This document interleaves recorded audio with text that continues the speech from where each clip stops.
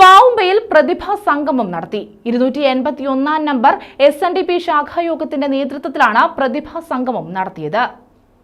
Pavumba 281 number SNDP ശാഖായോഗത്തിന്റെ നേതൃത്വത്തിലാണ് പ്രതിഭാ സംഗമം സംഘടിപ്പിച്ചത്.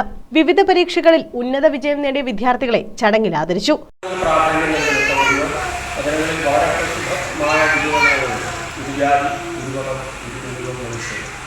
അതിനെ ഞാൻ ചെറുതായിട്ട് എന്താ പറയുന്നത്, പക്ഷേ എങ്കിലും അതിൻ്റെ അന്തരസ്ഥ മനസ്സിലാക്കുമ്പോൾ നമ്മൾ ഏറ്റവും കൂടുതൽ ഞാൻ പ്രധാനമായിട്ടുള്ളത് ഈ വാക്കുകൾ തന്നെയാണ്.